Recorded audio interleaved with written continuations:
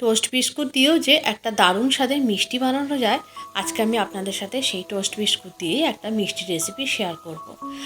একদম সহজ এবং বানানো শুধু সহজই না, এবং একদম কম খরচে কিন্তু যদি কখনো মিষ্টি খেতে ইচ্ছা হয়, হঠাৎ করে ঘরে সবসময় মিষ্টি আনা থাকে না, তো এই মিষ্টিটা কিন্তু আপনারা অবশ্যই একবার ট্রাই করতে পারেন।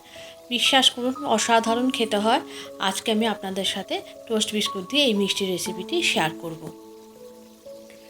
এই মিষ্টিটা বানানোর জন্য প্রথমেই আমাদের যেটা লাগবে সেটা তো টোস্ট বিস্কুট লাগছে।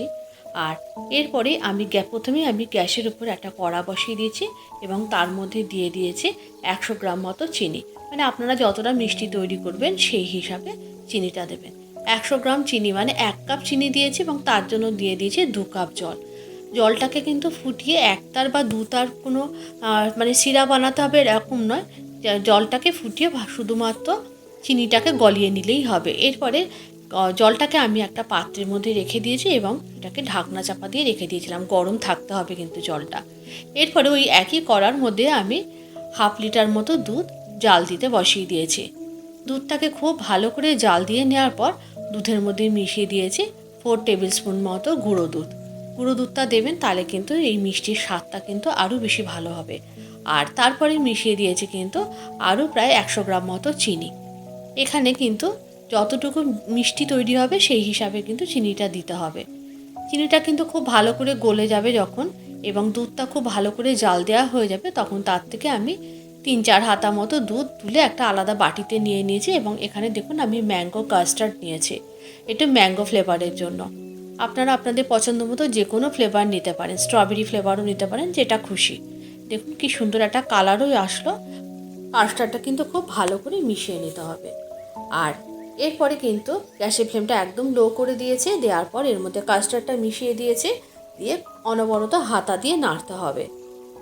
হাতা দিয়ে নাড়তে হবে, তা নয়তো কিন্তু তলায় কিন্তু যেহেতু এরা কাস্টার্ড অ্যারারুট দেওয়া থাকে, সেহেতু কিন্তু তলায় কিন্তু বসে যাওয়ার ভয় থাকে।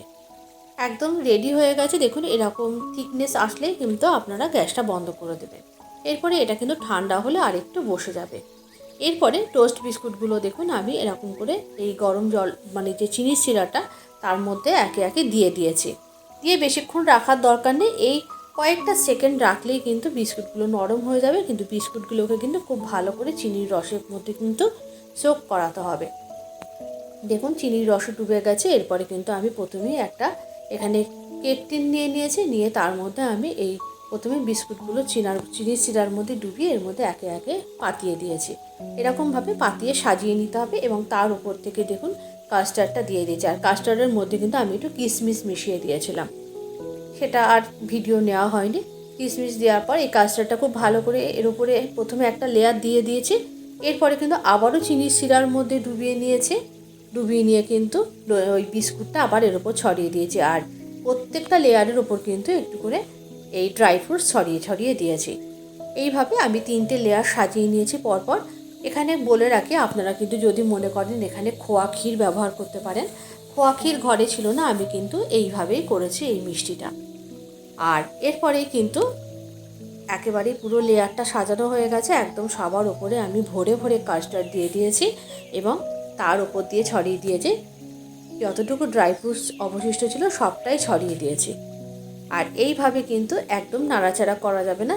2 থেকে 3 ঘন্টা একটু নর্মাল ফ্রিজে রেখে এটাকে একটু সেট করে নিতে হবে, তাহলে কিন্তু একদম নিচ পর্যন্ত পুরো কাস্টার্ডটা পৌঁছে যাবে এবং সমস্ত বিস্কুটগুলো কিন্তু কাস্টার্ডে পুরো ভালোভাবে মুছে যাবে জিনিসটা। এরপরে আমি প্রায় 2-3 ঘন্টা পরে দেখাচ্ছি। দেখুন কি সুন্দর মিষ্টিটা রেডি হয়েছে।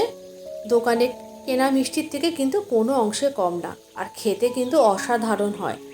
আপনারা অবশ্যই বাড়িতে ট্রাই করবেন। বাড়িতে যদি হঠাৎ করে কোনো গেস্ট এসে যায়, তাদের জন্য কিন্তু এই মিষ্টিটা আপনি চটজলদি বানিয়ে দিতেই পারেন।